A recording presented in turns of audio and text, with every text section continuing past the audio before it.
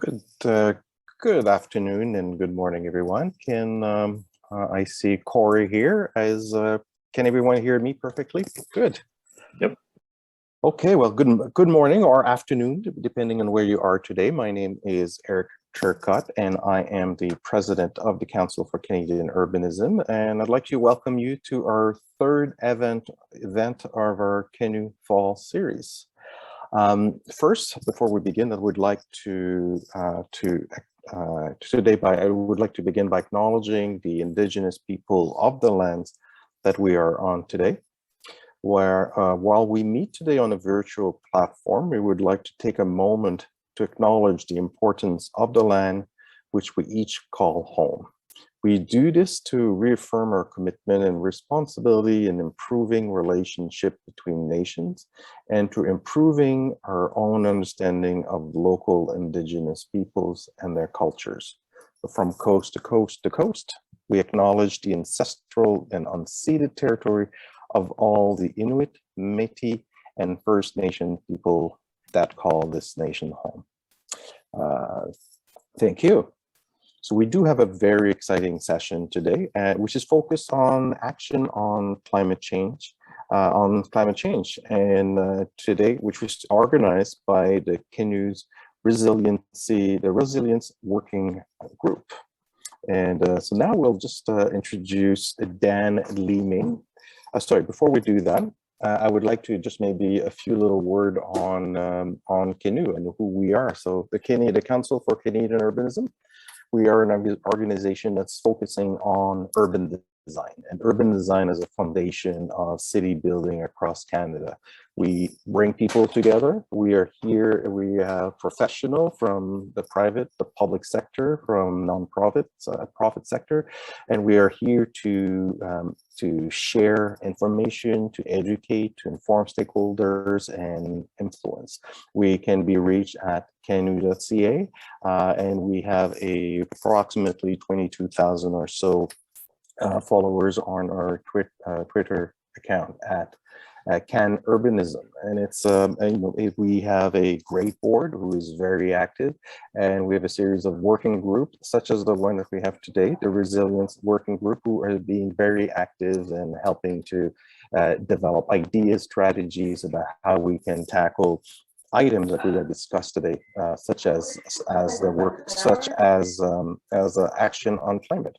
So, without any further ado, I will pass it on to Dan Leeming, a former board member, but the chair of the Resilience Working Group, who will be moderating today's session and introducing our guests. Dan, the floor is yours. Thanks, Eric. Greetings, and thank you so much for joining us. We look forward to this session. Again, the title is Action on Climate Change Starts at Home. And I think you'll see what we mean by that as we get into it. I'm the committee chair on the Resiliency Working Group. I'm an urban planner, urban designer, and I was one of the founding partners of the Planning Partnership. This group started about 4 years ago. It's a volunteer group. We meet once a month. Members change. When we originally started, we had membership and over the years that have included British Columbia, Saskatchewan, Ontario, Quebec, and the Maritimes. And as you can well imagine, on a volunteer group over 4 years, people have to come and go based on the demands of their job, personal lives, etc. It's asking something extra of people, but we've got a very good core group here today. Our perspective is comprehensive. We operate on the theory that everything is connected to everything else. We look for linkages between climate change, public health, built form, natural form, social cultural conditions, economic conditions, and the reciprocal impacts that one has on the other. Most sessions, you're going to see this session is a little different.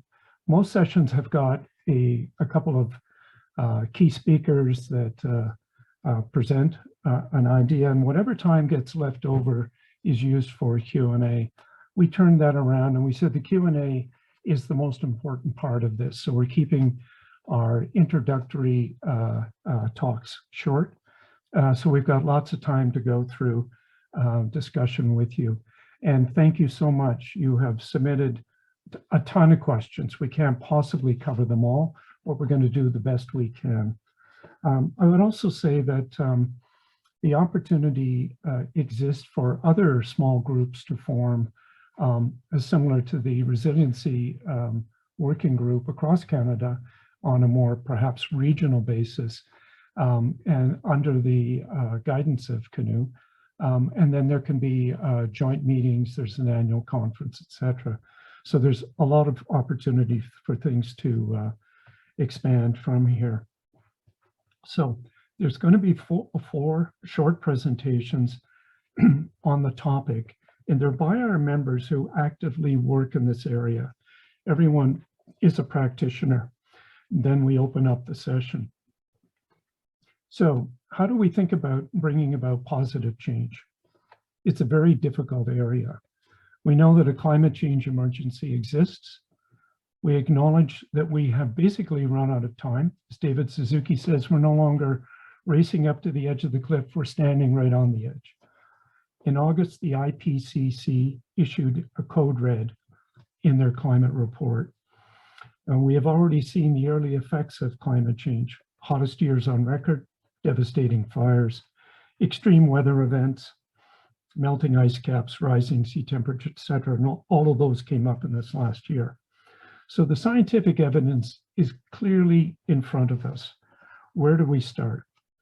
Wholesale international change is slow, compromised, and it can be frustrating. As we've already heard leading into COP26 that's coming up, the bargaining to reduce standards has already started before the first meeting has even been held. Saudi Arabia is not too happy about the oil conditions. Brazil and Argentina don't want to be hamstrung on beef. And Joe Biden's already having issues within his own party from the US coal states. So I think what's important is, aside from the international perspective, which of course is very important, we want to drill down on local initiatives. Let's not forget what can be done locally. In fact, we think local municipalities are on the front lines of climate change. They direct the review and approval of local infrastructure, roads, transit, planning approvals on land uses, new communities, urban renewal, building permits, official plans, zoning bylaws, urban design, sustainability plans, etc., etc.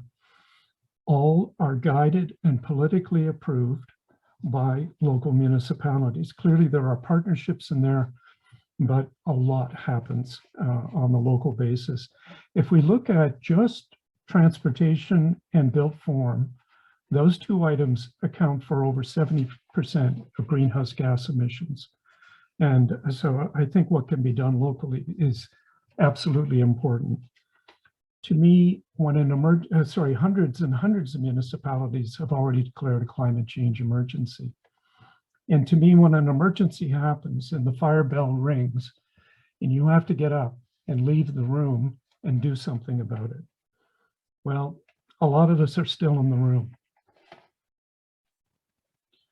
So where does your municipality stand? Where do you start? What are the objectives? What are the obstacles? Who are the change drivers? And how do you get a plan approved? To help answer these questions, we will turn to our speakers who themselves struggle in their areas every day as practitioners to bring forward positive change. So we're fortunate to have four excellent practitioners in this area.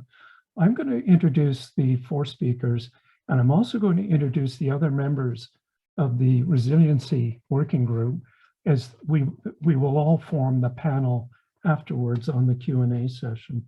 So to start with, I'd like to introduce, and everyone's bio has been provided to you. I would recommend that you have a quick look. I won't take time to read everyone's bio so we can streamline this and get to the Q&A. We're going to start initially with Trevor Imhoff. Trevor is the Senior Project Manager and leads the air quality and climate change team at the City of Hamilton. Then we're going to go to Mike Fabro. Mike is an engineer. is Manager, Climate Change Planning at the City of London. Jade Schofield. Jade is the Project Manager of Sustainability and Climate Change for the town of Whitby. And in tandem, as part of that talk, will also be Corey Bialik, Senior Analyst, Innovation and Sustainability at Waterfront Toronto. And then joining the panel after this, the speakers will be Stacey McCullough. Stacey's a planner, landscape architect, and she's with Urban Design and Policy Planning at the Planning Partnership. Jenny McMinn. Jenny is a Managing Director of Urban Equation and partner of Innovation and Impact and Windmill Development Group. And finally, we have Will Nixon. Will is a new planner from York University in the Masters of Environmental Studies. So to get things started, we'll go to you, Trevor.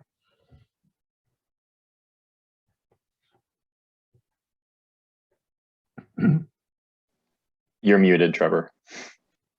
Of course. Thank you, Dan. Thank you, everyone. Zoe, could you go to the next slide then, please? I'm very happy to be here. Again, as Dan said, my name's Trevor Imhoff. I lead the air quality and climate change team, and we're a very somewhat unique team. We're housed in the public health section, actually, of the Healthy and Safe Communities Department. But much of my time over the past 2.5, 3 years now has been spent leading and chairing the Corporate Climate Change Task Force and the city's response on the climate change emergency, which I'm here to present to you all. Next slide, please. Just a quick disclaimer, and I can't take credit for any of these previous actions, but the City of Hamilton does have a long history of working on climate change policies, actions, and strategies.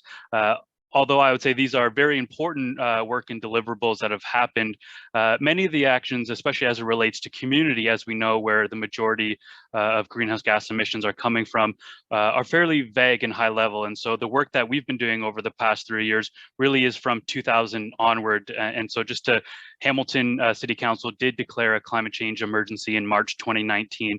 And the work that I'm about to present is a result of that climate emergency response. Next slide, please. So just as a quick snapshot and a highlight of the two, I guess, main buckets you say of climate change work is climate adaptation and climate mitigation.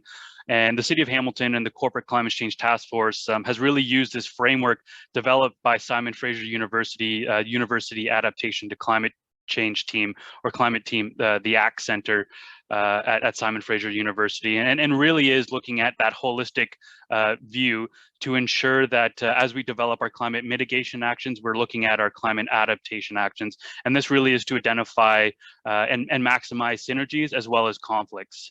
Next slide, please. Again, from the very beginning, the Corporate Climate Change Task Force and what we've recommended through any climate change plan is really using science and evidence-informed decision-making, looking at the scientific evidence and the data to establish your targets in terms of greenhouse gas emissions. There are multiple resources. Ultimately, in my opinion, all municipalities and all targets should be aligning with the IPCC report, attempting to keep global warming below 1.5 degrees Celsius, which the IPCC said is required to avoid catastrophic climate change impacts. And so our inventories, and when you create meaningful actions, you really need to look at the evidence and science to develop those actions. And at the City of Hamilton, we looked at our previous GHG emissions inventory, that which we track and report on an annual basis since 2006. We are also moving forward, and this is somewhat of emerging, and many municipalities have done this, but trying to wrap our heads around low carbon scenario modeling. And so the City of Hamilton has developed a technical low carbon model, as well as we are developing a community energy and emissions plan, which looks at modeling low carbon actions, as well as looking at modeling the marginal cost abatement curves to identify the business case and the financial resources required to complete those actions, which will get us to our ultimate target of carbon neutrality by 2050. And there are many organizations out there that can help any municipality or business for that matter develop these targets and actions. And just a quick list of the acronyms below, and the ones that the City of Hamilton has worked with and followed is the Carbon Disclosure Project, the C40 Cities Initiative, the Global Compact of Mayors, Federation of Canadian Municipalities, World Resources Initiative, and ICLEI Canada. Specifically, ICLEI Canada too has been a big part of the City of Hamilton's climate adaptation work. And there is scientific climate projections through Climate Atlas of Canada, as well as ICLEI Canada has helped the City of Hamilton develop its own climate projections using regional modeling downscaled to the local level to begin our vulnerability and risk assessment, which we have completed already. We're looking to rescore them and really dive into our climate adaptations as well as we develop our climate mitigation actions, again, creating that holistic viewpoint. I've kind of put at the bottom there resiliency targets, and that's something that we've been struggling with and trying to understand is what does overall climate resiliency look like? What is the ultimate target? And so this is something that I pose to the group for further discussion and look forward to hearing from others on this. Next slide, please.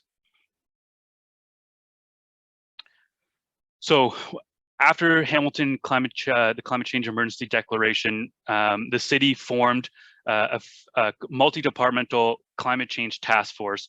And the purpose of this climate change task force really is to centralize climate change reporting across the organization.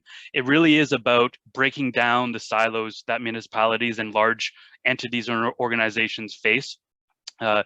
This report and the evidence and the science used to create this report really looked at identifying key areas of work across the corporation. And that's really getting kind of beyond just setting actions and targets for what's quoted as the environmental team, and really looking at what all departments should be looking at in terms of a climate change mitigation and adaptation perspective. So with this report, we actually established 9 overarching goals, which range from high performance buildings, low carbon or net zero, or sorry, zero emission vehicles, procurement, planning policies. And because this is a planning working group, I did kind of highlight here within those 51 areas of focus, 28 of those areas of focus were specifically for Hamilton's Planning and Economic Development Department. And I think that just highlights, and as Dan alluded to, the importance of planning and built form in the built environment on achieving our long-range climate change objectives. Next slide, please. And so from that foundational report, what has the City of Hamilton achieved thus far? I would say our plan is working. We have set those areas of focus, and the departments have been working on them. Sure, we've experienced some delays in some areas, but this is just a snapshot of the actions, and I provided links in the document here, so anyone interested in viewing the templates or the results of each report can click on those links. But some of the biggest ones I'll just mention very quickly here is our corporate energy and sustainability policy, which aligns our corporate targets with that of the climate change emergency and getting to net zero by 2050. Our corporate green fleet strategy has created a comprehensive plan, and we're planning on converting 90 of our internal combustion engine vehicles to all electric zero emission vehicles, which is estimated to reduce our corporate-wide emissions by 18.9% in 3 years. Our parking master plan before probably wouldn't have included climate change or greenhouse gas emissions unless this report was in place. And so part of the recommendations was the creation of a citywide EV strategy, and not just looking at our corporate fleet, but looking at fleets and ensuring the infrastructure is there across the entire city. Many more actions are in the works and are actively being worked on by the City of Hamilton. Next slide, please. At time. I'm just over time now, so I'll quickly wrap up. So the next steps for the City of Hamilton is really to identify and have all the departments commit to key performance indicators. Without key performance indicators, we can't track our progress. And looking at these areas of focus and these long-range plans, integrating those actions coming out of our climate adaptation and community energy and emissions plan, and integrating it into our multi-year business and budget planning, as well as identifying robust ways to track and report on those indicators, and leveraging community, because without the community, we will not reach our greenhouse gas emissions targets. Next slide, please. And that's everything. Thank you very much. Thanks, Trevor. That's great. Next, we go to Mike Fabro. Hi, everyone. So Mike Fabro, I'm the manager of climate change planning at the City of London, as Dan said. So sort of, I'd say juxtaposing to Trevor's presentation, I'm going to dive into some of the details on what's going on behind the scenes at the City of London. We've got a climate emergency action plan that's currently in development, likely coming out this year. And one of the things that we've done throughout having to deal with all the challenges of COVID and the global pandemic was sort of turn our lens inward. And I'll get to some details for you on what our climate lens process looks like. Next slide, please. So while London has taken a number of different actions, both on the climate change mitigation and adaptation side over the last couple of decades even, they've been a little bit segmented. We've had some knowledge centers in different parts of the corporation that have been more significant and less so guided by an overall strategy. So that's what we're working on right now. But like many other municipalities, there was a climate emergency declared in London in April 2019. And we followed that up shortly thereafter with a report on sort of near and midterm strategies that we could do, that we could embark on to address that climate emergency. 20 different actions. I'm not going to go through all of them, but we highlighted the need for setting a net zero greenhouse gas emissions target for 2050, establishing an internal champions team, creating our climate emergency action plan, which is what I mentioned is coming out later this year. And then this thing called this climate emergency evaluation tool. It's changed names a little bit since our November 2019 report, but essentially the idea was we wanted to get a snapshot of what the things we were doing in the city that we should start, what should we stop, and what should we change in terms of getting alignment with our climate objectives. Next slide, please. So the original tool, we actually decided we were going to try and take a general approach. We wanted to create something that could be used for just about everything in the corporation to identify whether or not there were adaptation or mitigation elements that needed to be considered. Right up front, we were telling people this is not a decision-making tool. It's not a go, no-go tool. It's really not meant to encompass absolutely everything. But the purpose was that this generic approach was to get issues on the table. We wanted people to consider the various elements of climate change and climate change action in our decision-making to make sure that we've got fully informed decisions being made. So the original tool actually just had 6 questions on adaptation, 6 questions on mitigation, pretty general language to try and span all of the different things that are done within a municipality, within the corporation. Go to the next slide, please. So we took this original tool out to a bunch of different test groups. Internally, we had our city planning team sit down over an entire morning to work with the tool, workshop it, figure out what kind of value they could tease out of this exercise and how it might influence decision making. Same sort of exercise was done with our transportation planning and design team, which was going to be one of the first groups within the city implementing one of the tools. And then also that champions team, which we dubbed the Climate Emergency Action Team, spent some time with the tool trying to figure out how it applied to their specific work areas. And these were people from all across the corporation. And we also took that original tool external to some review parties out there, both through Clean Air Partnership and CCAP. And next slide, please.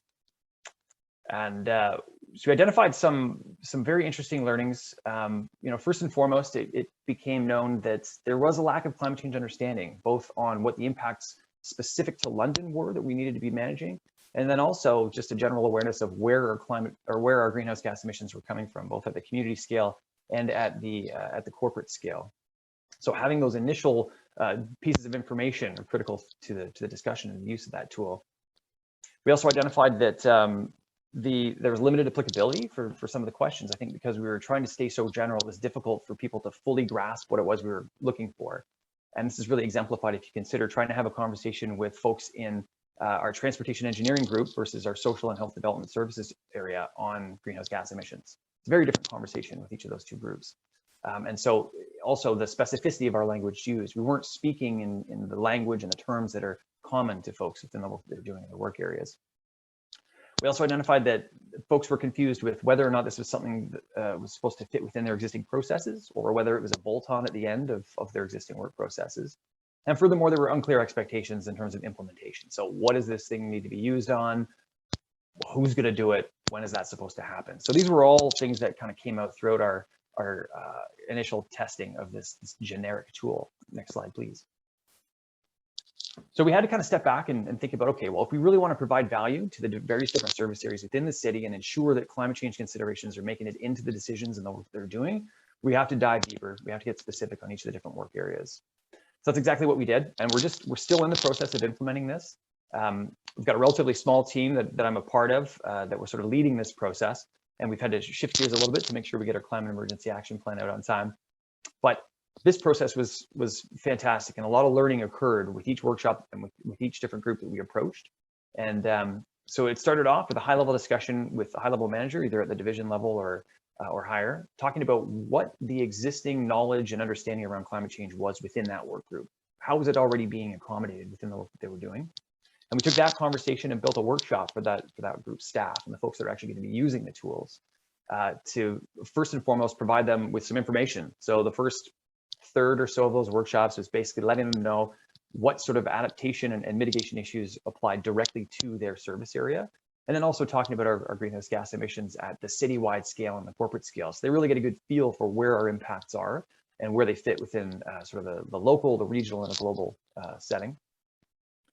From there, we worked with them to identify, how could we integrate climate considerations into the work that they do? What kind of tools could we provide for them? What sorts of things need to happen on the back end in their work processes to accommodate this? And we basically wrapped that all up into some draft documentation. We called an implementation guide, and went through an iterative review cycle with the folks who are actually going to be using these tools to arrive at something that made a lot of sense and was going to ultimately provide value. Next slide, please. So through these discussions, we realized that there were basically 5 streams of activities that occurred in all of the different work areas throughout the corporation. And it can be distilled down into exercise or activities relating to master planning, guidelines, and strategies, existing and new projects or programs, sort of a quick assessment of existing operations, budgets, and then also this thing we've dubbed our climate change capacity building piece. So with all of these conversations that we had with the different work areas, we identified the specific activities within each one of these streams that work area was responsible for, and then worked with them to identify what sort of tools or resources we could create for them to help them get climate considerations into their decision-making process. And we provided them, like I mentioned earlier, with an implementation guide, which spelled out exactly within each of these streams what sorts of activities or projects, programs, guidelines, what sort of things were being subject to the process. Provided them with some unique customized tools to help them integrate climate considerations into those different activities. And then ultimately that implementation guide spelled out the accountability and sort of the administrative side of things for the process. And then we told them as well, we're going to come back every 6 months and we're going to check in and see, is this process valuable? Is it providing value to the work that you're doing? Are you getting results? Where does it stand? Can we do some sort of continuous improvement? And we'll jump to the next slide here as well.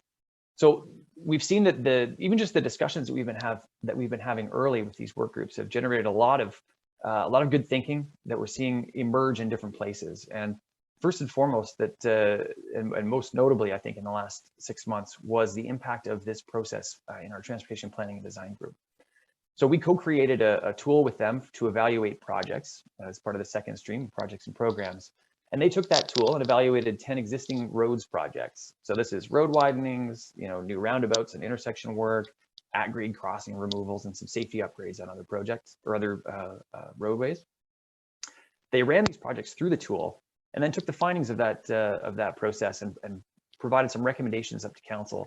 The most significant of which, if you want to flip to the next slide, was the fact that a 6-laning of Wonderland Road, which is a north-south thoroughfare on the west end of London, just didn't really align with the climate objectives that were apparent in our climate emergency declaration. And so a project that's been on the books for, I think, over a decade, about $212 million earmarked for this project has essentially been put on hold. So this was a really stark realization, I think, for a lot of people that, like, hey, wait a minute now, we need to really rethink growth and rethink how we approach things with this climate lens emergency. So if you go to the next slide, please. So moving forward, we identify that this climate emergency or this climate lens process that we've developed is ultimately going to be a driver of continued and wider organizational cultural shift towards climate action and sustainability. We've seen a lot of it already. We expect there to be quite a bit more. It's going to be a key element of our forthcoming climate emergency action plan, as I mentioned. This will ultimately be enabling our corporate climate action identification and prioritization. It's also going to be enabling transparent and consistent communication of climate change risks to our council, and not just council, but other partners and stakeholders in the community as well.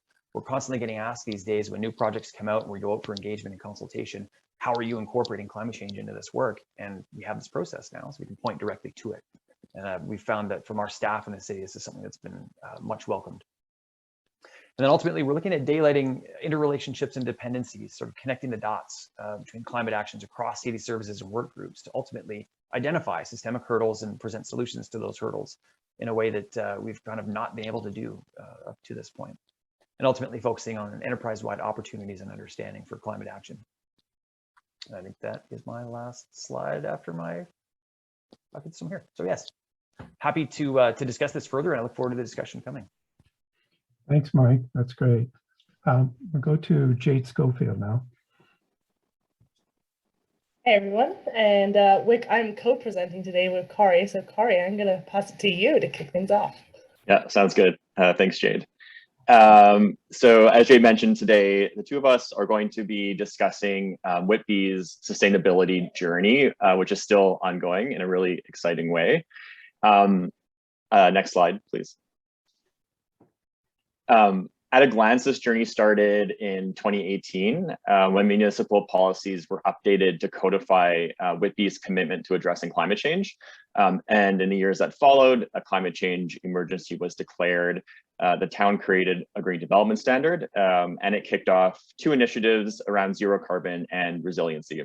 So in this presentation, I'm going to walk through sort of the front bit, so talking about the green standard.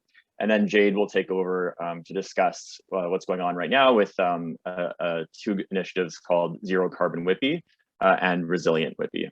Next slide, please. Yeah, sorry, next slide again. So in its simplest terms, and actually before I get into it, just as a moment of clarification, so I was part of the consulting team that helped develop the green standard. I previously worked with Jenny McMinn over at Urban Equation, and we worked with Dan and Stacy from the planning partnership alongside Jade to put together the green standard. So that's sort of why I'm the voice of it today. So in its simplest terms, the Whitby Green Standard is a tool that will ensure all new development in Whitby is both sustainable and resilient. And it creates a baseline level of performance that all development projects must meet. So in the next few slides, I'm going to take you through the timeline of the Green Standard, including the policies that enabled it, how it was developed, how it was implemented or how it will be implemented, get into some of the internal and external engagement work that was completed. And then I'm going to hand it over to Jade, who's going to provide some commentary on the state of the standard today. So as I mentioned, the Whitby Green Standard, or the WGS, as I'll refer to it, the genesis goes back to 2018 when the official plan, or the OP of the town, was updated to include new policies that address sustainability, climate change, and energy management, including enabling language to initiate the development of sustainable development standards. So these new policies were informed by the recognition that Whitby's population is growing, and that this growth will inevitably lead to sort of increased development pressure, and that there was a real need for that development to be sustainable and resilient to meet the challenges of a changing climate. And that those enabling policies also allowed the town to procure Urban Equation and the planning partnership to develop the standard. So for municipalities starting from scratch, these policies we think are really an incredibly important kickstart to undertake sort of subsequent sustainability initiatives. Next slide, please. So after the enabling policies in 2019, the town joined the growing ranks of municipalities declaring climate change an emergency. As the town's mayor, Don Mitchell, put it, it's time to end the silence about the catastrophic threat of global warming. And as Jay can maybe attest later, this messaging really initiated an overnight shift in Whitby, in that sustainability was sort of no longer the responsibility of one department of two people, but instead became a town-wide imperative. And with that, there's now a climate lens on everything that Whitby does. So it sort of removed it from the silo and spread responsibility across the entire corporation, which is pretty neat. Next slide, please. So together, these new OP plan policies, the climate change emergency declaration, really initiated the creation of what the Green Standard is today, which is not just an environmental tool, but really a sustainability tool, in that in addition to sort of the environment and ecology, it also embraces the economy and culture and equity. And really important, like its namesake, the Toronto Green Standard, we organize the WGS around a tiered set of performance measures that are designed to ratchet up over time. I'll get into this in a second. It comprises 4 tiers, whereby tier 1 is mandatory and reflects current municipal policies. In other words, it really consolidates all the WIPI specific sustainability policies that already exist into a single document. And then tiers 2 through 4 represent stepped performance levels. And these measures were drawn from existing third-party standards like LEED and WELL, other municipal standards in Ontario, and from internal town staff. It's important to note that the WGS adopts Toronto's greenhouse gas, energy use, and thermal energy demand targets. So really sort of aligning with an existing set of requirements in the province. And we think there are some important takeaways here. First is to not reinvent the wheel. So we know that developers are already familiar with LEED. Many with sort of the Ontario context are comfortable with tiered standards. And by using market familiar language and performance measures, developers can sort of more easily predict how their projects will be impacted by the standard. And really also, as much as possible, sort of energy and carbon targets we think should be treated as global, which is to say they should align wherever possible regionally, even provincially, and really in an ideal world, nationally. However, we still think that there's important to embed nuance.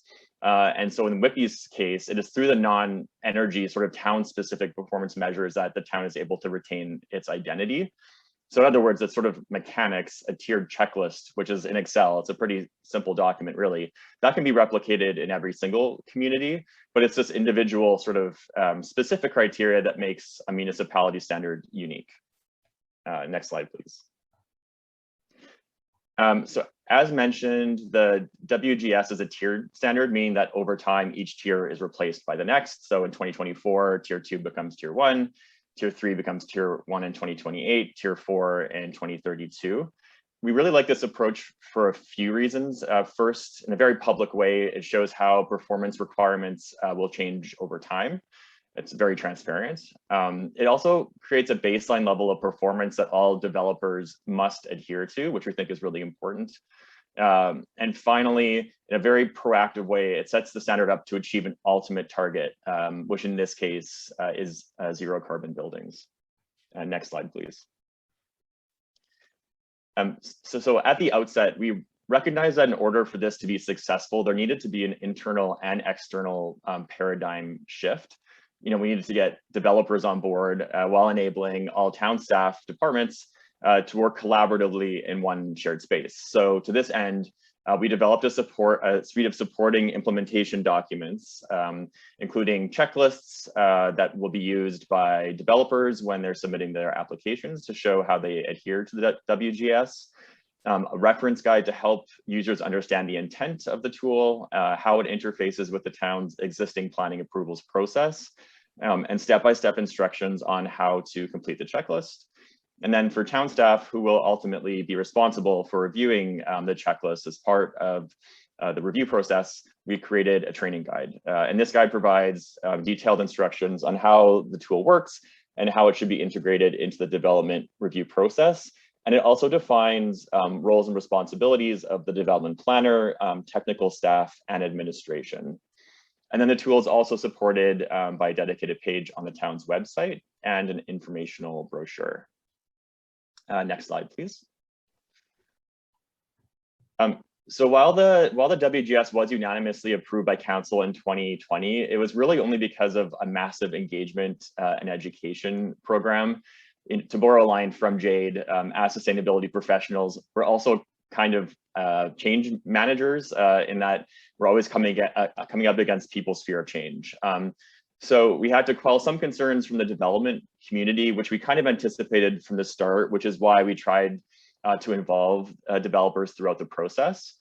And sort of at the same time, and mirroring the issues Mike spoke about in his presentation, some staff were also anxious about the WIPI Green Standard, given that it sort of inherently will require changes to existing processes. So to allay these concerns, Jade undertook a rigorous education program with internal staff, which could probably be an entire presentation unto itself.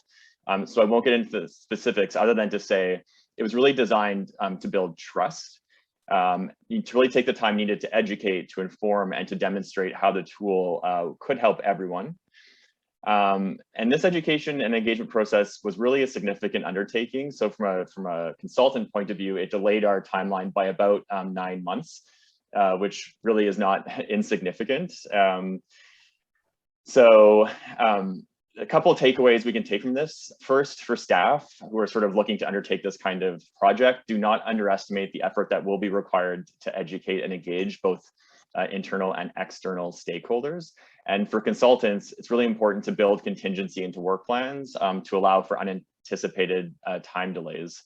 And finally, it's maybe obvious, but always making sure that stakeholders really feel heard and involved to build up those trust levels. So with that, I'll hand things over to Jade. She's going to provide a little bit more information on where the WGS is today, and then move on to a conversation about zero carbon WIPI and resilient WIPI. So Jade, over to you.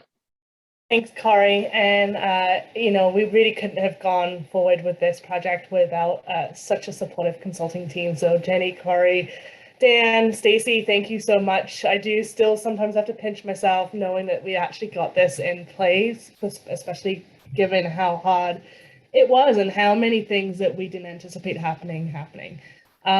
If we could go to the next slide, I am, however, really pleased to say that the Green Standard has now been in place for a year. So it was adopted in September of 2020, and we have, I've lost count of how many applications I have reviewed, but the uptake and the implementation has been incredibly successful. Despite not actually having a monetary incentive program in place, like we are seeing uptake of voluntary tiers regardless of that. And it's, you know, just goes to show that education, information, and working as a team can really help shape a sustainable future. But that doesn't mean we're going to stop. We are now moving forward with something called a WIPI Green Standard Demonstration Project. And we have partnered with the Region of Durham, Clean Air Partnership, City of Pickering, a developer partner that I can't name just yet. And we've received some funding from the Atmospheric Fund to actually build 3 to 6 homes to tiers 2 to 4. So we will be costing those homes from design to construction and actually monitoring the savings for 12 months of occupancy post-construction.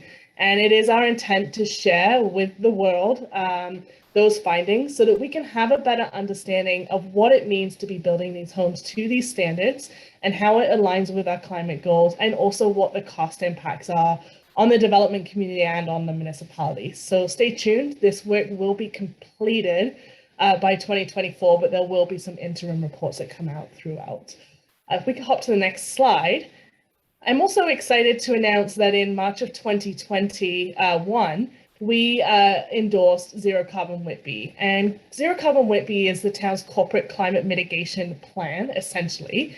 And if we just hop to the next slide, unlike traditional plans where you have a 5-year, 10-year, 20-year plan with a whole list of actions that you need to complete, this took a really different approach. We worked with Sustainable Solutions Group to develop a carbon budget framework for our entire organization. And we are now one of only 3 municipalities in Canada with a carbon budget framework in place. And for those of you wondering what that is, imagine a fiscal budget. You have a pot of money, and every year you distribute that money to all the services and projects that need to take place in the town. A carbon budget essentially acts as the same thing. You have a pot of emissions that you can afford to emit now and that needs to reduce over time, and you need to allocate those to all the services and projects that you need to be completed across the town. And by having this framework work directly alongside the fiscal budget process, we are able to track our greenhouse gas emissions across the organization. It ties in a climate lens in everything that we do. And it also ensures that we are on track and identifies any carbon surpluses or deficits that are happening across the town. Next slide. And I know that Trevor talked a little bit earlier about our corporate target and how we need to align with science. No more doing evaluations of our facilities and seeing what the maximum projects we can do to determine what our GHG emission reduction target should be. Our targets are science-based. In fact, we go one step further, and our targets are actually a fair share science-based corporate target. And how we did this was essentially the International Panel of Climate Change has said, in order for global temperature increase to stay below 1.5 degrees, we have a maximum emission quantification of 2,500 gigatons. Since the 1870s, so the Industrial Revolution, and to 2011, we globally have emitted 1,900 gigatons of emissions into the atmosphere. So between now and 2050, if we are going to stay below that 1.5 degrees, globally, we can only afford to emit 600 gigatons of emissions into the atmosphere.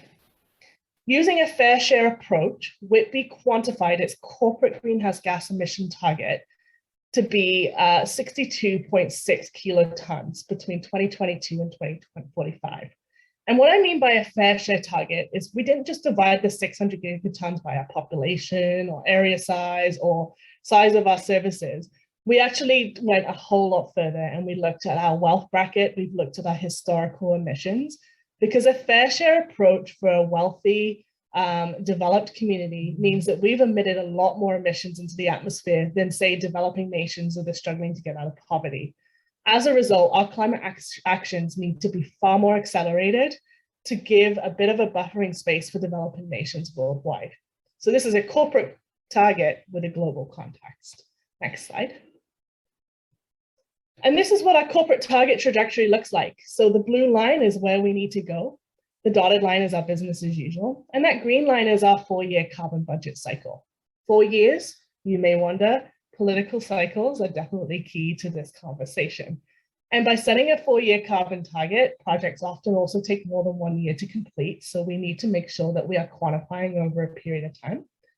And right now we have also undergone detailed energy audits for all of our town facilities to identify the measures. And we can see that just energy facilities alone is not going to cut it. We need to get serious about our climate reduction actions. And again, this is just corporate. Next slide. So how we're going to do this is by applying a climate lens to everything that we do. Speaking about that shift, sustainability and climate change no longer belongs within one department, within one division for 2 people. Everyone needs to own it and everyone needs to take action. And it starts at the top. So climate report updates will be produced every year, identifying what our carbon budget is for the year. This will inform our budget, not only our operating and capital budget, but now, of course, our carbon budget as well. It also directly informs our strategic policy and departmental policies across the board. This helps us with prioritizing budget. It informs business case and financial projections, our asset and project management, and it will all be facilitated through a carbon accounting tool starting in 2022. Next slide. And essentially the way that this will work is by applying an internal price on carbon. So similar to the exact same pricing that has been applied at the federal level will be applied internally to our own projects. And this means we start to take a life cycle costing analysis to everything that we do. So talking about change management, this is significant change. We are going from a very plateaued horizontal running facility to being a cyclical circular economy within ourselves. And I'm really excited that many conversations are happening outside of sustainability and are being triggered by finance, by procurement, by facilities. This is no longer something that is just sitting with the environmentalists. Next slide. But we also wanted to know that the program, the Whitby Green Standard, did help inform this plan. So in order for us to meet our greenhouse gas trajectories, we on average need to retrofit 2 of our corporate buildings every year between now and 2045. And the only way we can do that is if we embed a corporate sustainability policy. And what's really exciting is the Whitby Green Standard has actually been the foundation for this corporate policy. In March of 2021, Zero Carbon Whitby set the standard that Tier 3 of the Whitby Green Standard moving forward is our corporate policy for all of our new builds and retrofits of corporate facilities moving forward. This essentially means moving forward, all of our buildings will be net zero ready and LEED Gold certified or equivalent. Next slide. And the work doesn't stop there. We are now engaging in our community resiliency plan. And this is going to be a little bit different too, because we like to do things a little different. Next slide. We are taking a very in-depth modeling approach to how we are going to deal with climate adaptation across our community. We are already faced with a number of threats as a changing climate impedes us, whether it be to severe heat, increase in precipitation, or more severe weather. We are taking a a climate approach, so looking at our detailed climate ensemble projections to the year 2100 under two RCP scenarios, 8.5 and 4.5, to determine what the risk is to our community under the scenarios of climate change. And from that, we're going to determine the socioeconomic pathways in order for us to adapt. Next slide. And we are doing this through the completion of spatial analysis. So we are essentially creating a model, a GIS model of the town as it looks today and how it will look in 2050. And then we're going to shock it with the climate data that we have to understand exactly where our risks and vulnerabilities lie within our community. And on top of that, move to the next slide, we'll be able to extract that data and create a temporal analysis. And this is very similar to zero carbon Whitby. You've got that business as usual scenario, and now you have an adaptation scenario. And this is likely going to be one of the first plans that actually evaluates the costs associated with adapting today versus adapting tomorrow. And hopefully this will really allow municipalities to understand how to prioritize and how to fund climate adaptation work moving forward across our communities. And this work will be completed in June of 2022, and I would be more than delighted to share our experiences with anyone that's interested as we move through this process. So that's it from me, and I'll hand it back to Dan. Thank you. Corey and Jade, thank you so much. That was fantastic. And Jade, I'm really pleased to see that the study has evolved to the point where what are the costs if you don't do anything? As we're going to have to face that. If we could go to the panel now, please, Zoe, so we can start going through the questions. In the meantime, what I'd like to say is that I think it's been great that you've been able to have a bit of a snapshot here. I think everyone's heard what the big cities are doing. And our take on this, and through our volunteer members, really is what are the mid-sized cities and towns doing?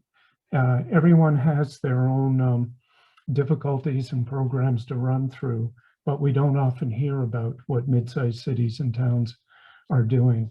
So what we're going to do is we're going to go through many questions that have been submitted by you. Thank you so much for sending them in.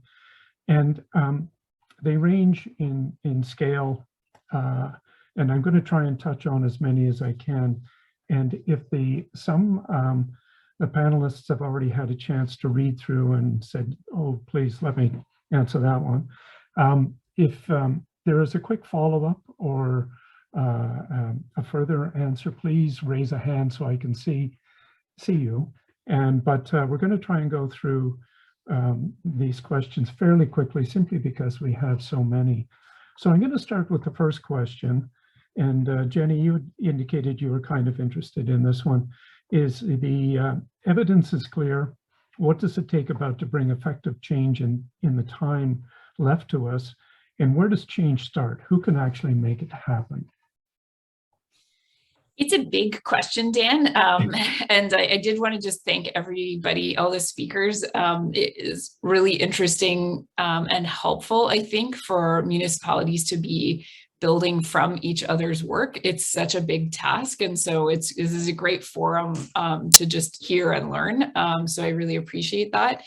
I think that on the who front, I would just lean into, there's a bunch of different ways of tackling this, but I think fundamentally is that as individuals, we all have a responsibility to each other and the planet that we occupy. And while it might sound trite, and any big change initiative that I've seen be successful, it's because there is a champion behind it who brings that passion to their work. And you know, it was interesting the work that we did with the town of Whitby.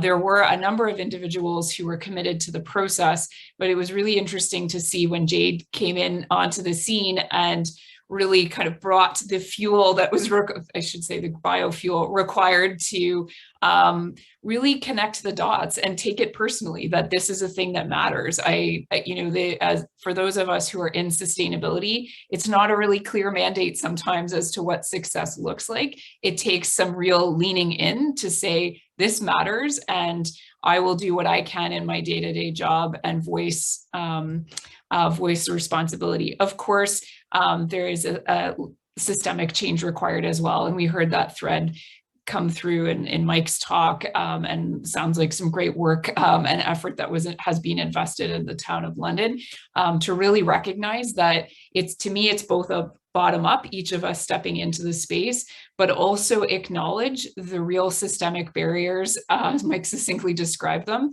that needs to be tackled proactively. Otherwise, we will continue to do incremental change, and that's just not enough. It's not quick enough.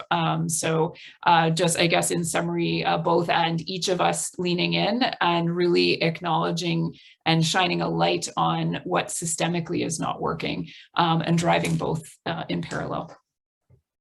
Great, thank you. That's great. I got a question here, Stacey, that I think you would be well suited to answer. It's a question on what should green standard guidelines look like?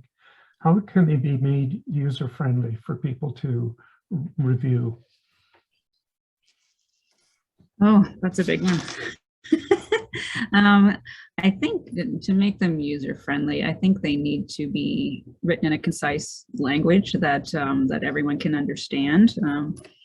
You know, climate change is a global problem, and we have to bring it down to local solutions. So I think if it's context specific, brought down to the local level, and brought in a language that can be presented for everyone to understand, you know, from councils, committees, to the public, to applicants, to developers, to everyone.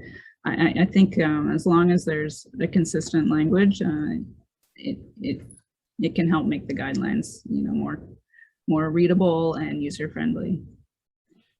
I think also, Stacey, your ability on graphics really helped the WIPI guideline and many others you do. Read yes, visually, to have the visual impact as well. Yeah. Here's a more technical question, and Mike, I'm going to steer this one to you from Yuval. What metrics do cities use to monitor their yearly emission reductions? I am specifically interested in mobility and transportation. Yeah, it's a great question. You know, in a perfect world, you'd have a little monitoring device on the end of everyone's tailpipe to figure out, you know, what your transportation emissions are. But in actual fact, you know, you really have to go to where the data sources are.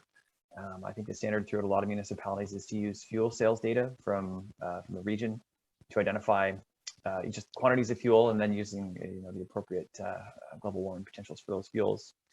But as well, there's some really interesting tools coming out through Google's Insight Explorer to drill down on transportation methods and modes that are in use in your city.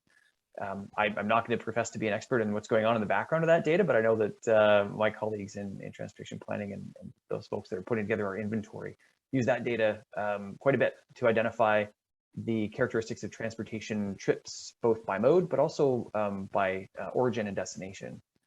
One of the big things that we understood in greater detail when we dove into that data was the fact that in London, well, first off, in London, transportation emissions are enormous. There are by far and large the largest emission source in our community. But we identified that a third of the trips, only 1/3 of the trips actually started and ended within London. So it really added emphasis that the regional connectivity that London has is extremely important if we want to curb the emissions in our transportation sector. So in addition to that, there's also other really interesting tools coming up for doing sort of anonymized monitoring of pedestrian and bike traffic on things like pathways.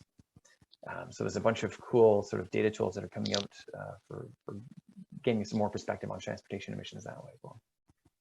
Great, thank you. Dan, can I just add in, just for anyone's interest, there is, and I would 100% agree with everything that Mike said there too. There is a global protocol for community-wide greenhouse gas emissions that break down sectors. So if anyone's interested on how to and the best practices globally, it is through a GPC global protocol for community-wide or community-scale greenhouse gas emissions. Great, thank you. Here's a question, Jade. I thought you kind of touched on it already. It came in. What role should or can the community play in municipally led action implementation? Does your municipality have a formal process for community input or leadership of certain actions? That's a great question, and the answer is yes. There is always a role for the residents, for business owners, for people that even just visit the community to have a say on what's happening within the community.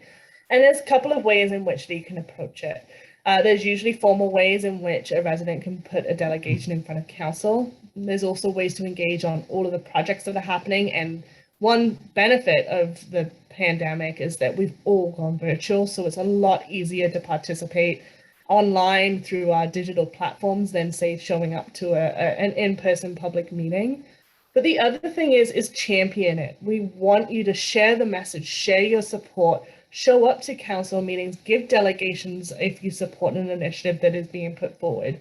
I give the Whitby Green Standard a great example. I think we had 12 delegations on an initiative that for most people don't even know what a green standard is. It is not necessarily something, unless you're a planner or an engineer or involved in the planning process, would even, go by. But by sharing our story through plain language, residents, youth showed up on that night and supported the initiative. And honestly, if it wasn't for that, I don't think it would have passed. So don't ever sell yourself short. If you're looking to get engaged, find a way to get engaged. And if you don't know how, reach out to your counselor, reach out to a local staff member. Someone will help you navigate the process. Great, thank you. Here's one from Maurice. Corey, I thought this might be a good one for you. The only entity that needs to be convinced on the climate urgency is the one paying for the development. Excluding governments or subsidized not-for-profit projects, what is being done to get for-profit entities convinced to build greener and better? I think Jenny can probably, I think Jenny could probably jump in on this one too. I think together we worked with a lot of developers over the past 4 years, really trying to crack this one. It's hard. I think one of the tools that we really came to appreciate was storytelling, the importance of trying to connect to people in an emotional way. And I think to mirror what Jade said about the sort of, and I don't want to say upside of the pandemic, but one of the side effects of the pandemic is that people kind of had a chance, I think, to sit down and reflect on patterns of life. And I know with some of our developer partners, when we started talking about things like connections to nature, clean air, outdoor space, the other sort of other parts of sustainability, they were able to really grasp that and understand how important it was because they were experiencing the downside of not having access to those types of spaces. And so by connecting into the hearts and minds of the development community, we were really able to open up conversations that I think weren't really, not that they weren't possible, but they were just infrequent before. I think it also tracked alongside a lot of the sort of social movement that happened over the past couple of years with Black Lives Matter and obviously all of the sort of Indigenous issues that have been coming to the forefront over the past year. There's just a real moment in time right now to sort of leverage what is sort of a cultural movement happening more broadly anyway, and really connecting into that, how important it is to address sort of social sustainability alongside the ecological and environmental piece. And I think the other sort of maybe more business response is that developers want to know what they have to do. They want to have clarity, they want to have transparency, and they want to know that what they're doing in, say, Whitby is not more onerous than what would be happening in, say, Ajax, for instance. So I think it really gets back to the idea of regional parity is important, and consistency, so that there's sort of a baseline expectation across the board, which just sort of takes away some of that risk when it comes to the sort of pro forma. Thanks, Corey. I would just add, because this is a good question. It's a very difficult one. There's a lot of status quo set up around policies, directions, standards, building codes, etc., that it's very easy to sit back and say, I'd love to do something, but I can't. The rules are all there. The rails are laid down, and that's where the trolley car is going to go. But picking up on your point, Corey, the level playing field, I mean, what Whitby has done and many other communities has done, it's here are the rules. If you want to build in this community, here's our rules. We require them just like our zoning bylaw. So there is a level of consistency. It's getting it in place is important. The other one is, I've been fortunate to work for some pretty progressive developers in a project Stacey and I worked on. They wanted to push out years ago to at least 50 to 60% net reduction, but the rules wouldn't let them. And they kept saying, you know, there's innovation here, there are opportunities here. We've got to look at a different mindset. And these were young developers, had a lot of land. They were going to try and be as patient as they could. And it became a real frustration for them because the encouragement of innovation just was not there. And they knew that if they raised the price on their homes by $5,000, $10,000, $15,000 to have much more sustainable green plans, the guys on the other side of the road who are just doing conventional, even meeting builder code, but still doing conventional, would outprice them. And so it was always, it's a struggle to bring innovation along and get other people to catch up here. And I think that's a huge part of the whole climate change issue is, guys, the problem's much bigger than we think. And the answers we got right now maybe aren't the right ones. We got to look for some other ones. Dan, can sure. I add in, just building on both your and Corey's point? I think the one thing that really underpins all of these like desired changes, sometimes they are the same desired outcome, but we can't really come to terms because of our understood roles, is, you know, if as a municipality is actually understanding the developer's business model and they too have pain points, assuming that they are making cash hand over fist is not the truth. It is difficult to build. There's quite a lot of risk. And the key challenge for the development community is managing risk. And when we clearly label that that's their one of their pain points, I just offer for municipalities, it's like, okay, I get that. They're trying to manage risk, which means what do I have to do? What can I do above and beyond that might accrue me more revenue or more opportunity? And so trying to kind of meet folks where they're at, this might sound really obvious, but it works both ways, right? So if you in say wearing a municipal hat want the developers to do something different, there's lots that you two as a municipality can do different. And the levers from a developer's perspective, you know, ones that often get referenced is, well, we need a grant program. Where are we going to come up with the money? True, that would be helpful. But in my experience, most of the grant programs are not substantial enough to really drive change. It's a great kind of token to kind of urge people in the right direction. But the levers that developers really care about are approval timelines and density. And so if you want, and those are two things that municipalities have directly within their control, don't need to find new capital dollars. I don't doubt that there's capacity. Like, I'm not trying to oversimplify the challenge, but just to understand the levers, I think is a huge step forward. And those are just off of the top of my head, but I think, you know, it's really important for both sides to understand what both the opportunities and pain points are. And lastly, to Dan's point, is that if as a municipality, you're wanting developers to stretch and to do more, there needs to be an understanding that on the reciprocating side, sometimes those changes are outside of typical engineering requirements. And, you know, so there is a push and pull. And, you know, the more we can kind of break down the perceived silos and a misunderstanding of what each other's objectives, the farther away I think we are from getting to those kind of big changes that are required. So. Absolutely. I would add to your levers, Jenny, is developers are looking for predictability. Yes. They want, if there is a process set out here, and I can estimate it's going to take me 3 years to get through it, don't change the rules on me. Tell me what I need to do up front. My financial plan is based on that. My construction program is based on that. My estimate of the real estate market is based on that. They hate unpredictable process. So if you can set out a green plan at the very beginning, they can work with that. And just to underline one last point there, Dan, is don't reinvent the wheel. Where new metrics are not needed, don't make them. It's learning. It's almost like different enough to be frustrating and require new training, new methods, etc. I think it's important in the work that Corey and I have done together and with Dan and Stacy over the years is there's lots of great metrics out there. Let's build from there, and that does help create some regional consistency as well. So I'll stop. Thank you.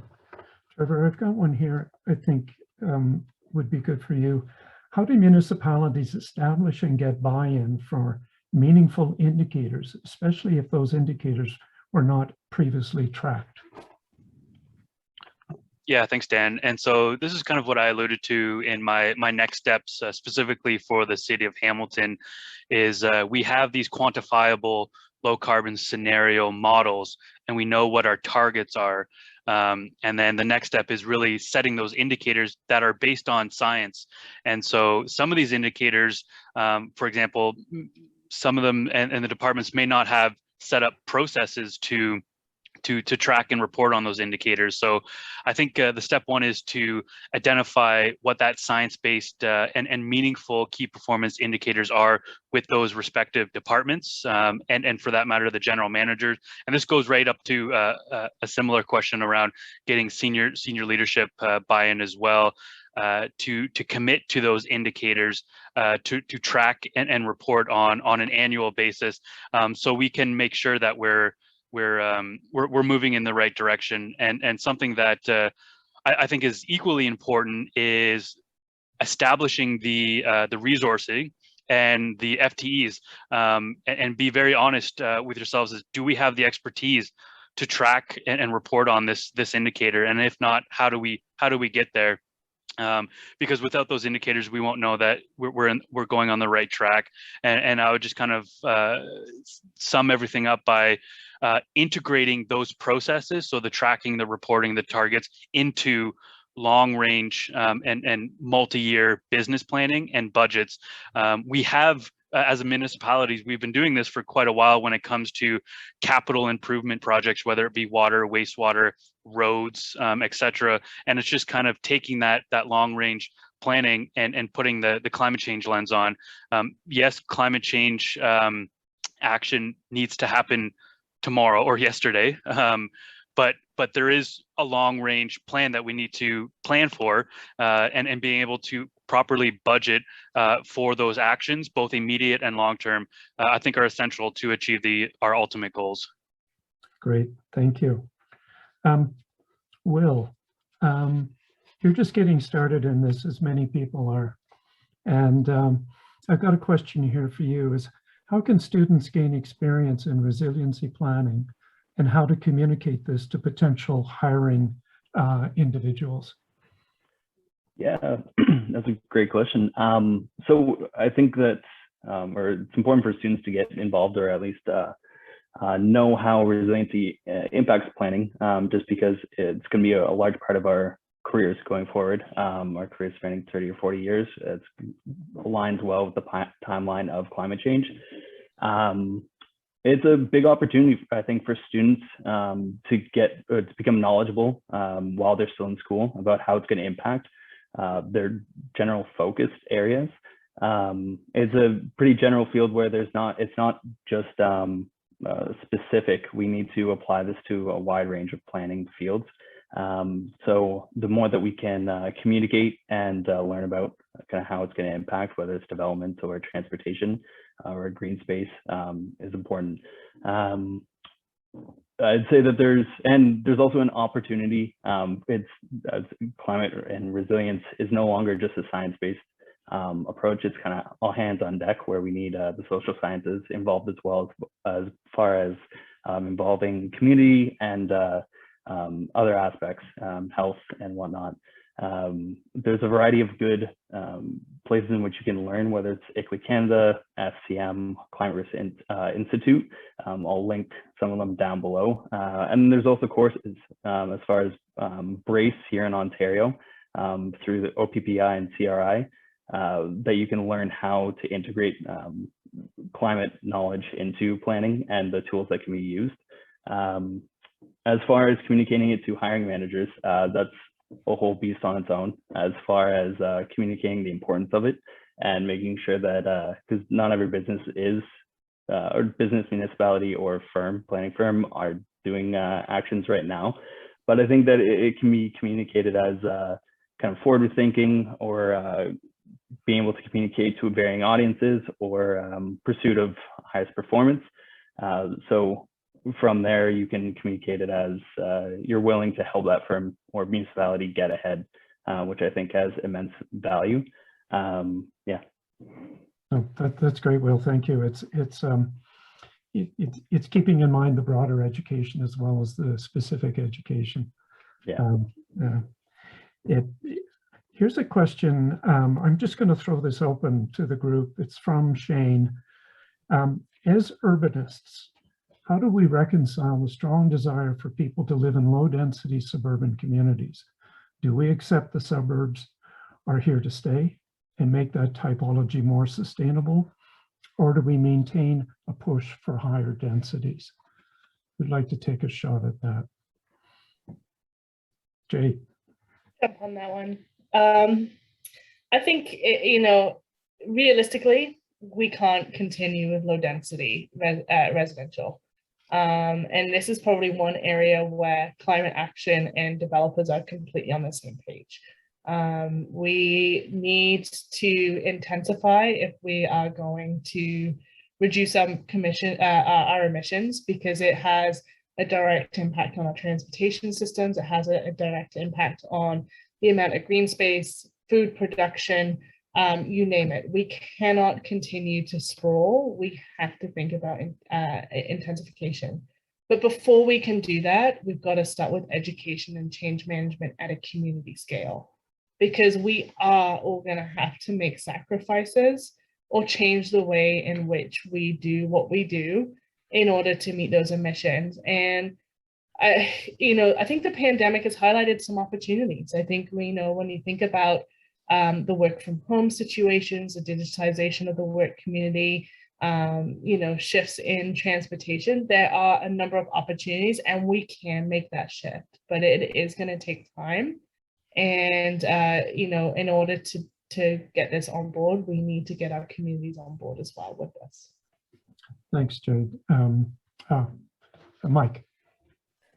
Yeah, I totally agree. I just want to build on what Jade said. I think the experience in London perhaps might be a little bit more unique compared to Hamilton and Whitby, because we are further away from the GTA. We're sort of on the fringes of that, drive to qualify paradigm, where folks are leaving the GTA, and these are people who want more space. They want to have, the 2-car garage and the big property, and that really is reflected in these types of development that we're seeing, not only within London, our municipality, but also the neighboring municipalities, particularly to our north and our west, where we're actually seeing really sprawling single-family home, large-size developments right up against our municipal boundary, which emphasizes a number of things. And again, I'm kind of just speaking in my own opinion here. This isn't necessarily reflecting London. I gotta make sure that's clear. But there needs to be coordination amongst municipalities in areas where sprawl really is a huge issue.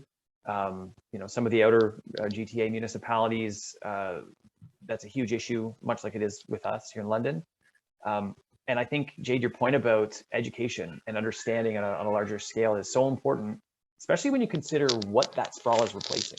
And I think one of the big things, particularly in southwestern Ontario, is the fact that the agricultural land that we're surrounded by is prime agricultural land, and the amount of that land that actually exists globally is very, very small. So when we talk about removing, prime farmland for single family homes, I mean, it's when you step back to that scale, it's actually very difficult to conceptually justify. But you know, we talk about landowners and developers having business models that they've oriented their business around. It's very difficult to shift that mindset without sort of being on the same page in terms of goals and objectives and what's most significant for our future.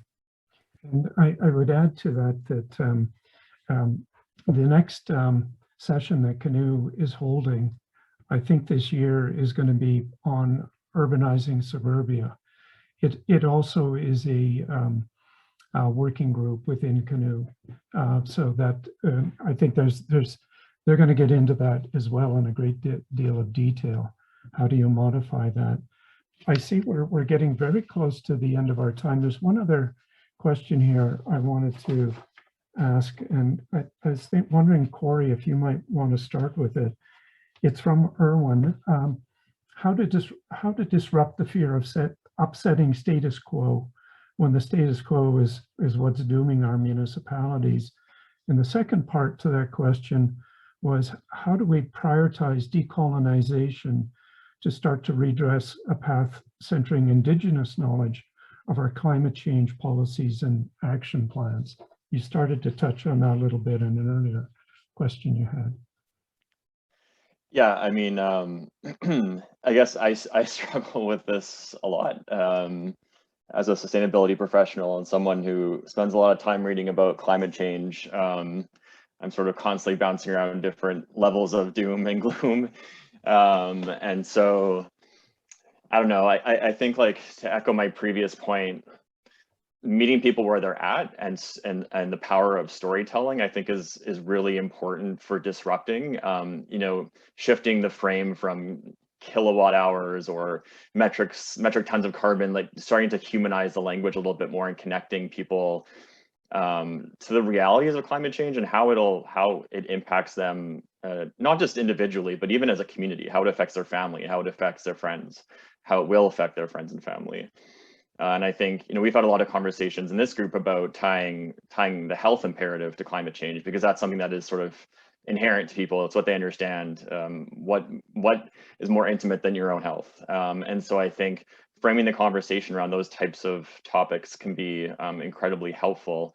On the decolonization piece, that's something that I think about a lot as well. It's something that Jenny, I can let you speak to it as well, but that I know Urban Equation is thinking a lot about. At Waterfront Toronto, we're thinking a ton about it as well.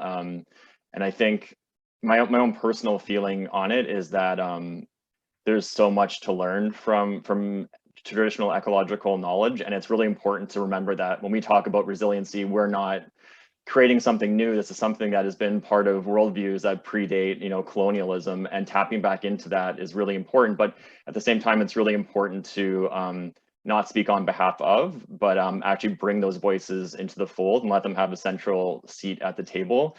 And it's really important, I mean, personally, to not extract knowledge and then use it for our own devices, but to always make sure that we're, you know, communing in a real and legitimate way with people who have different worldviews that I think now more than ever are super important to change the course of where things are headed right now, and to really give it the you know, the respect it deserves and that it doesn't always get. And so I'm a huge believer in traditional ecological knowledge and tapping into that. So more than ever, we need decolonization is super important. I mean, across a lot of different fronts, but there's a real big place for it in planning for sure.